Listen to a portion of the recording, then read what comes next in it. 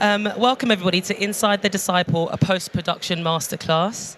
I am Danielle Kranadonk-Ferron. I am the exec post-producer that works at the farm, that works with these amazing people on this. Before I crack on, I want to remind you that Slido, if you've got any questions, please pop them in there and I will unlock my phone in the fashionable manner and get it out and read your questions to everybody.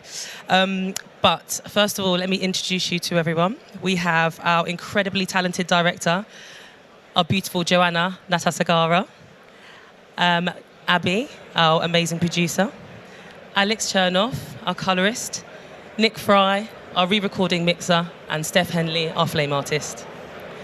So just to get straight in there, Joe, could you tell us a little bit about the film for those who haven't heard of it or haven't obviously seen it yet? Mm-hmm. Yeah, thanks, Dan.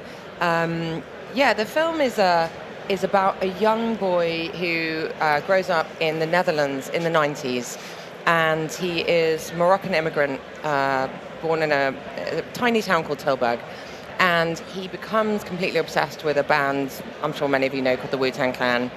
And he makes it his mission to join the band. It's really a story of ambition and fandom and kind of love. He makes it to joining the band in a very weird and wonderful way, and eventually makes one of their most mysterious albums that's actually only been heard by about 100 people to this day. So I'm going to bring it to you, Abby, because we are talking about post-production, and I kind of want to start at the beginning. I want to talk about the early stages, what happened there, and Well, I guess we started talking about the post very early on, and we'd obviously worked with the farm on The Heart of Invictus, which was a Netflix series. We'd had an amazing time. It was wonderful to work with the whole team here, and we knew that we wanted to work with you again, and we talked about it, right, didn't we? And we said, we've got to start talking about post up front because there's so many creative ideas that Joanna wanted to do, and with a trusted team that she felt safe with to explore these creative ideas. So we started talking about it right from the beginning, and then that's doing all the tests, getting all the rushes early. All the tests. Exactly. Yeah. So then I guess that brings us over to your vision, Joanna, becoming alive, like from the shoot to the offline, editing it, and then you bring it into final post. What stuck out for you that it brought it home? Yeah, I mean, as Abby said, we had a lot of elements in the film, so there was quite a lot of archive. I mean, hundreds and hundreds of hours of archive in multiple different formats across decades. And then I really wanted to kind of play with what the film would look like and have references to the 90s, to that look. And so actually, Alex was first up, our colorist, and I sort of said, gave him a challenge and said, can you make this look like film? Can you make this work? Yeah, we discussed, we had discussions before you guys started shooting. And at first we were even thinking about shooting film, and I just thought it would probably not be productive for you guys. So I said, let's just see if we can go the digital route, film emulation, and use a bit of texture, see what we could do. So early on when you guys started shooting rushes, we started looking at it, and I came up with the film emulation that I think we were happy with. And we were talking about using 16 millimeter grain at first, but it was a bit too heavy. Although accurate, it was just too distracting. So we ended up with like a 35 millimeter print grain, and then decided to go black and white. And then Joanna gave me some references, specifically Lan from the 90s, the French film, who Pierre actually shot and was part of this film as well. One of the DPs. He's the DOP, and he was on this film. So he came in earlier. He was one of the earlier DOPs, so he came in and had a good instruction on contrast ratios, and so we ended up with the sort of black and white for the stuff that all the stuff that they shot was black and white, which we thought was kind of appropriate for 1990s New York, and it felt very gritty, but very crisp at the same time, so you felt like you were kind of there. And then for the archive, we decided to go the complete opposite route, which was like really take it in a very 90s, very kind of neon, very colorful way, and so that was sort of like Steph and I working together, because Steph did so much preparation in the pre-grade to get it to a place where I was able to pull a lot of color out. So he used a lot of like textures to kind of constrain the color so it wouldn't bleed so much. There was a lot of artifacting that would have probably happened otherwise. So Steph was really instrumental in bringing that stuff to a place where I was able to grade and pull a lot of that color out. Yeah, applying the textures I found really useful because I was able to mask a lot of like the compression artifacts that you got from like all various archive. Because we got archive from all shapes and sizes. So the texture that was like a nod to like the 90s like VHS aesthetic, which tied all of that era together. It worked really nicely, and I was able to like retain the quality, and if not like improve the quality, because like the little extras I gave it not only masked, but when you gave it side by side, it was like just brought it to life. But yeah, we played around with that quite a bit. That I even tried like. We tried going to VHS. To VHS. I was like, I had a genius idea. I was like, let's just run the finished film through VHS. It'll be brilliant. No, we stuck with my idea. It was a terrible idea. There's a point there. Nope. There's a point there, because there are some key points where you can see that you had fun and that you express yourself as an artist. And what points would you think, because we've got some clips that we could show, I think that, I'm not trying to answer your question for you, but... Clip number 2. Well, you know, the Wu-Tang sign in the... Should we show that? Yeah, go. That's clip number 2. Could we run that, please, Simon? Thank you. Sit down and experience it and go home. Go home after that and talk about it, think about it, and remember what you saw, seen, and heard.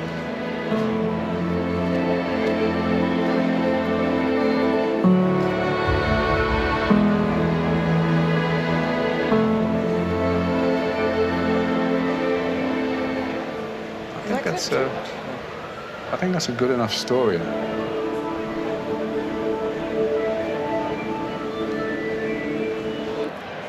you want to just tell us a little bit about that homage? Yeah, so like, getting to work on this show, I was like a kid in a sweet shop. I was just, it was like a playground. Like, you gave us so much to work on, and it's great to like have a direction, like you know what you want. But I think the first brief you gave me was have fun and push it, and like you pushed our creativity, and like the creativity inputs like didn't stop throughout the film, even though like, you know, it's not an edit, you get the offline film and you make it technically sound. We're in the edit suite constantly creating and like finessing and improving bits of the film, and that bit in particular is probably the best example to show. We'd actually finished the film, and it was like our final watch through, and it's like the ending shot of the film, and me and Joanna were watching it. It's like, we're done here, and then that shot came on. I was like, should we put the Wu sign in the sun? And it was like, yes, and then so everything was just a playground. Yeah, I think that's just to add to that. I don't, lots of you here will have worked with flame artists, but. I think, you don't normally think of that level of creativity in your onliner and that kind of back and forth there. And I want to say that, that level of creativity also came in at a point where we were already sprinting to have this film finished for Sundance, which was a lot. And this whole team really sprinted and were working all sorts of hours to do that.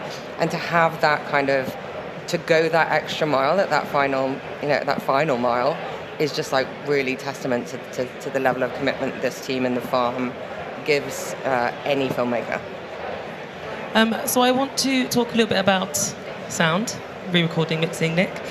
When we think about music, we think about feeling, being transported, emotion, and the story. And you had a lot to work with. You had composed music, you had Wu's music. What stands out for you, really, when you was doing? I think there's a lot of both those things, and the sound effects that we use to bring up titles, drive the film forward. We had a great meeting before we started with Jason, the sound editor, as well, and I was so excited because I love their music. So it was like again, kid in a pleasure. This is going to be absolutely amazing. We watched the film through, discussed what we wanted to do with it, how we wanted to make it dynamic and big. You wanted it to be big and brash. Yeah. I remember towards the end, towards the end of the mix, you telling me that it was obviously for Sundance, and then you said it was in a 1,200-seater theatre, and I remember thinking, this better translate. Yeah. So I remember thinking, okay, I'm going to make this big. The music from MJ Cole Amazing. was sounded incredible, and the music from the Wu-Tang to be able to have those ingredients to play with was incredible. So yeah, it was a no-brainer. It was a lot of fun. For those wondering what it sounded like at Sundance, I kind of got to the sound mix that first day. It was opening night, like 1,200 seater cinema. I was nearly sick in the sound. We put it up on the screen, and the woman she was the head of tech at Sundance, and she turned to me and she went, "Who did the mix?" And I was like, "Nick's gonna love this." So that hard work paid off. Like that.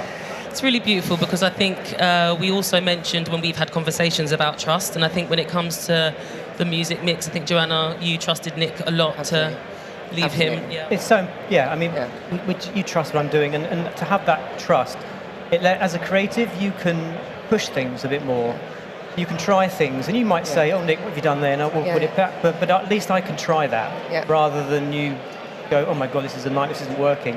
And you know what I do. I know what you like, and that creative trust in any relationship in any creative industry is so important. Totally agree. It gives filmmaking so much more latitude, doesn't it? Yeah.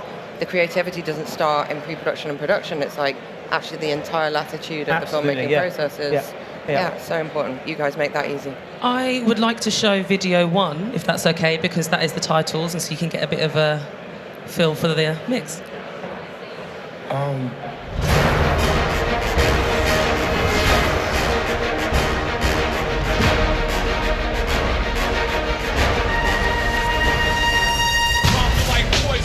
Now watch him dosage. I'm like the priest Pablo, the white lotus. If what you say is true, the Shaolin and the Wu-Tang could be dangerous. I mean, I've seen this, but watching those titles still just makes me so excited. It's so brilliant. So there's loads of elements in that clip. There's the composed music from MJ Cole. There's clips from other bits of originated music, and it's a lot of bits going on, making up that one little clip. And then that's completely huge and over the top. Then it goes right down to him just chatting he's at the archive of him as a boy. To bring the audience right down. It was such fun to do. So we've spoken about fun, and this was a lot of fun. We've built an amazing relationship working together on this, I would say. But in post-production, nothing is done without a slight challenge that we've got to overcome and we've got to work out as we go along. So Abby, I'm going to bring this back to you because I want to know what was one of your challenges that stood out and how we resolved and dealt. Well, I'll just say to start with, there's always lots of challenges, but I think us working together throughout that was like really symbiotic, and I could not have done that without you, and just sort of how we worked together in that way. It was incredible. If I'm really going to hone in on quite a thorny challenge, was Nick really, I blanked it out. we had a lot of I'm still in therapy. But, there was a lot of music to clear, a lot of archive. The clearances, we were running up against the sort of Sundance timeline. There was a particular incredible Mariah Carey track that we had to get it. We needed it. We needed it. Guys. We needed Mariah. But, time was running out, and we were really, close to the wire. And Nick, I'm sure it's ingrained on your memory. But I remember it was kind of towards the end of the mix, wasn't it? And I remember you both at the back went quiet and started chatting. I'm thinking, oh no, this is going to be something music related, because it's a music doc. There's lots of music and there's lots of tracks, all need clearing. And I'm thinking this is going to be a clearance issue. And it was the last day or something like that. It was kind of towards the end, wasn't Probably, yeah. And I think then you eventually said, we have a problem with the Mariah track. And I said, oh, no, normally you can replace tracks. It's not ideal, but this was such a needle drop track in the film, and it was such an important part of the film that it was like, I remember you said to me, what do we do? I said, you've got to sort it out. So I think there was a lot of people to go through to get clearances and permissions, so we decided to make 2 versions of the film. That was the only way, and it was done in Atmos as well, so it was a lot of work to make. Atmos, the workflow is very different. You have to make 2 masters, 2 complete separate sessions, but that's what we did. We had 2 complete separate sessions, one with Mariah and one without Mariah. And then I remember messaging you for like the next couple of days, wasn't it? Saying, do you know yet? But it was getting closer and closer to, we had to deliver to Sundance. And it was getting closer and closer. And then one day, it was about 9, 10 in the evening on an evening. Probably. You messaged me, sorted. I went, yeah, that was an interesting 3 days. I mean, there was definitely a few more, and to quote Joanna, let's talk about when I would just like throw a grenade into the edit suite. What are those things? And I know, Steph, you felt like there was a couple thrown in there with you. What was one of your moments? To be fair, I think it was more of a curveball than a grenade. So kind, always so kind. Such a legend. Well, with the delivery of Sundance looming over us, and then I've got my workload to get done, Joanna decided to announce that with a very panicked face, we've got lots of offline changes to do. How can we attack this? And then and it was just like, right, okay, so we discussed it sensibly. It's like, right, the options here is to get Chloe back, open up the Avid. Chloe's our editor. Chloe's the offline editor. And we were so close to the wire, I was just like, do you know what? Like, just send me the rushes and I'll just do it in the flame, which is... The reason why it's a curveball is it's not typical to our workflows. When you get to that stage in the final post, we've recut the show. Like, it was a big recut. It's not like a little trim here or there. It was quite a big recut. So it's just the timing of it wasn't ideal. But we did it. It was fine. We made it work. You made it work. You made it work.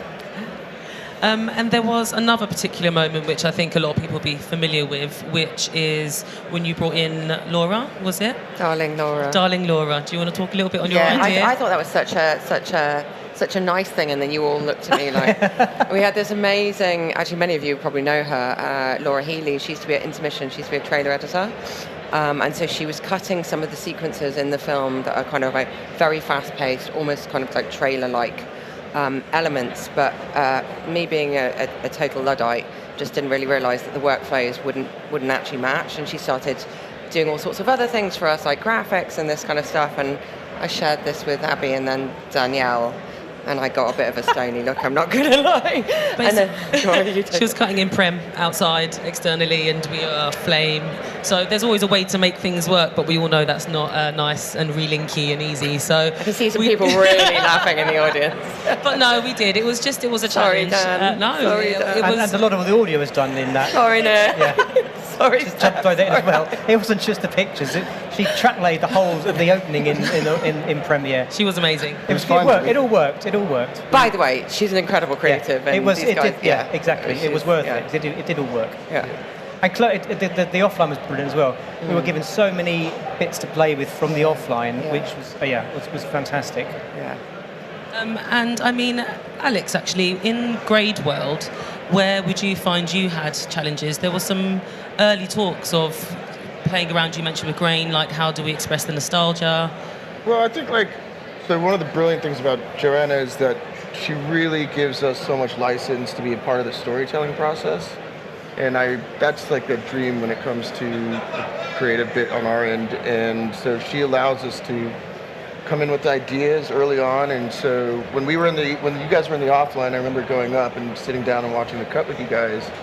And I just had like a little moment where I was like, we should bring out some yellow in this. And because that's the Wu-Tang color. And just thinking about like the themes of the film, it's a movie about aspiration and achievement, and it's from like Tarik's point of view, from Wu-Tang's point of view. They come from inner city New York, and became this massive success. So the idea was like, let's bring out the Wu-Tang color, like let's be in black and white, and then allow that sort of yellow to peek through as like a nod to them, but also like it's like that sort of like aspirational moment for them. Like they made their mark on New York, and that's sort of that thing to me. Which is why in the end we decided to, I don't know if you noticed, but we went from black and white to color at the end, and that was sort of the idea about this story kind of coming alive, and that was Another one. So we do have the clip of the W. Mind reader, we do. Can we play video number 4, please? This was my building, 180 right here. I lived in apartment 2B right here for the majority of my childhood. As far as the clan, we grew up together right here on Staten Island. My projects would be like a group of buildings close in proximity. It probably was an experiment, so they called it a project, to see what would happen if we stuffed all these minorities in here. This is where we grew up. We used to rap, running up and down here rapping. Me, Method Man. See the Wu-Tang Clan district? Gotta get that. You got that? Look, right there, Wu-Tang Clan district. It's funny, I was just thinking as we were watching that, like, the problem is that we would slightly start to egg each other on, right? And if anyone that knows the farm, like Steph and Alex have sweets next to each other, right? And I can't really understand totally where one ends and the other doing. And we'd start to egg each other on with like what more and more we would do. Dan, maybe you were about to say that. But then we got to, I mean, you guys should talk about the dragon, because I think I was like, oh, can we make this dragon work? It was a dragon, beautifully painted dragon behind one of our characters in a dojo. Is it a dojo? Kind of, yeah. Well, it's a temple. Something else. It's a temple. Yeah, you're right. It's a temple. And so I was like, actually, the whole scene's in black and white. It's beautiful, but I sort of wanted just like a ripple to go down the dragon. And Alex looked at me and was like, it's curved, it looks pretty complicated, don't know about this. And then as it went, the dragon got more and more and more complicated, which I think you should talk about. Yeah, I mean, it was a great, cool idea, but I was like, oh, that's a toughie. Because it was kind of a visual effect, but I was like, we could do this. And so Steph and I just kind of like Joanna said, we are literally right next to each other. I spend a lot of time eating lunch on your couch. We just kind of got together and decided like, how can we do this? What element is going to be color? What element's going to be? We're literally like bouncing, the three of us, going bouncing back in and forth. out. So I ended up putting out just in this part, the technical part of it. I put out a mat for the character, so I can keep him, make sure he was clean, black and white. We only wanted to target the yellow of the dragon, and then we wanted to have that sort of silk through. So I created like quite a complicated motion mat for that, and then we also had this sort of glimmer that we wanted to do to make it feel like it was. So I added like what would be like a flicker tool for film, but I just applied it I keyed the yellow to apply that to shimmer, and then you can talk about. And so we wanted to slowly introduce that, like not just like one big hit, but like play with the subtlety of it and like the slowly, like the introduction of the idea that this dragon is coming to life. I think we have got a clip of the dragon, like Alex's handiwork. Off the back of that, which looks great, I then into Flame essentially animated it.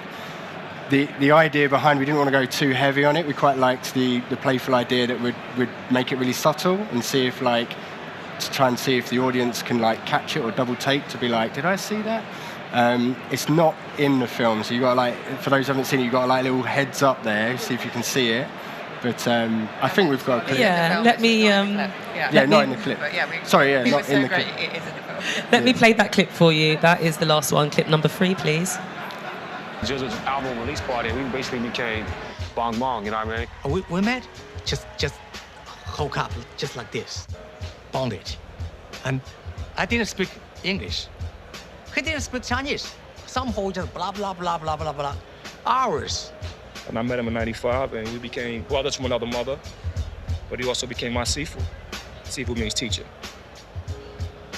He borrowed a lot of philosophy, not one from me. He taught himself a lot. I believe he's a very open-minded person. Yeah, not one studied Chinese philosophy, Buddhism, a Taoist. Amazing. I wanted to talk to you also about your work with Super Slow-Mo in the online, because you mentioned that, and I wondered if you want to talk a little bit more about that and give the guys some details about what you did. And Everything was a playground to me. As I mentioned earlier, there's one scene in particular where Cilvaringz, it's where he first met Wu-Tang, and it's like a real, obviously, we've got the original archive from that gig, and it's like a real important moment in the film. That's his like, his kind of, his big chance, you know? And then there's the, Chloe in the offline, and Joe like made the scene super slow-mo, essentially, to like create this dream-like scene, which like follows his hopes and his dreams and his aspirations like there in front of him. And when I got to the online, I was like, cool, how do I get like 3% slow-mo, like looking good from, you know, our old archive, essentially. So, yeah, so that was a real challenge, but I just kind of like approached it methodically, like just did it in increments, so like slowed it down like 50%, got that looking good, and then slowed that down another 50%. But like I was patient with it, like really methodical with it, and there was times where I slowed it down and I was getting artifacts and it was too much, like to like rein it back in. It was a real process, but by the end I was so happy with the results. I was able to like keep that like quality, like retain that quality, not lose any, like create any artifacts or anything. And yeah, it held up like as a dreamlike sequence, and then with the texture applied on top, and then Alex's grade, it just all fell into place. And Nick's sound, right? Yeah, Nick's sound. Yeah, of course, I mean, that's the concert. That's the concert. Yeah. That's the moment. Yeah. It's such a beautiful. We don't have that one, but it's such a beautiful moment in the film because, and it's so important that you achieving that was so important because it's like actually like the first time that he gets to go see them, and like it's a real like. It's like a meat cube kind of. I remember pushing the sound of that really loud and cranking up the LFE, the sub. Yeah, because it was such an incredible performance. Yeah, you've got to feel like the bass. Really, in your chest. it was. That's why it had to be right. I couldn't just slap 3% and hit render and go, here you go. Yeah, meticulous process, but. Yeah, you look great. There was another meticulous process for you as well. I think it was the aeroplane transition. Yeah. You spoke about this. Sorry, just. Yeah, give us some details on that, please. We haven't got a clip of that either. Yeah, basically. So Joe like, essentially jumped me in the corridor. She was in the offline, and she was like, "We need a transition idea. Steph, come in. Have you got any ideas?" And what it was, it's like a transition from them going from location to location via plane, and we had some stills to play with, and then I was like, well. You're going via a plane, right, from one location to one location. Why don't you like make a plane, and then the windows of the plane could be the framing of the stills, and you could like start with the window full frame, and it could pull out, reveal the plane would fly past, and that would show your stills, and then you could push in on the final window, and then you've got your transitions. She was like, I love it, it's brilliant. And then when we got to the online, I got an online note with just 4 stills and Steph to sort transition. I was like, cool, so now I've got to make a plane somehow in flame, but yeah, like, I did it. Like, I looked at a few options, and the physically creating one myself, like with shapes, I had a lot more leverage rather than like using it stock footage, but yeah, it worked. Stop being so good, guys. I mean, you know. Yeah. I remember we were having conversations about the logic of where he would be in the plane and which direction. I'm like, we were like Joey in the map. Yeah. All of us in there at one point just like scratching our heads. I don't know which way he would be going. It's east-west. There's been loads of beautiful moments like that where I've been able to witness you just creatively come up with things, and you know, you going the extra mile. And I think one of them that stands out for me is when you wanted to have clips in different styles of TVs, and there was this whole, how are we going to do this? And Steph took one look at an example clip and was like, well, no, Joanne has to shoot a TV. And then Alex came up with this great idea, location, just really, really helped. And do you want to talk about that? Yeah, well, one of my favorite museums in London is the Museum of the Home. And it's just a great museum. It just like goes through all the interior design of like London homes from like, I think the 1600s to now. But so there's a room downstairs. There's like a bunch of TVs from like the 2000s, 1990s, the 70s. And I was like, well, I'll just go take my iPhone and shoot a bunch of TVs down there. And then I think you guys came out with the proper camera and did it, because that did not make it into account. But anyways, it just. He was like, let me handle this. But it was just a good resource, because like I also recommend the museum. It's a lovely museum. But it's just like it was great that I just knew that there were TVs there, and they were perfect for the film. Yeah, we were trying to shoot TVs on dodgy shops on Tottenham Court Road, and this was far more. And they were really amenable, weren't they? Yeah. I'm just so pro them. So we've only got a little bit of time left, so I'm just going to jump to a question. We've got a question for everybody. Tips for making different forms of archive look cohesive? Ooh, good question. Good question. Do you want to go first on that, or? So for me, because I work with different archive like every day, and to like tie that together, it is to like build in something like a look, which will then tie that together as a section.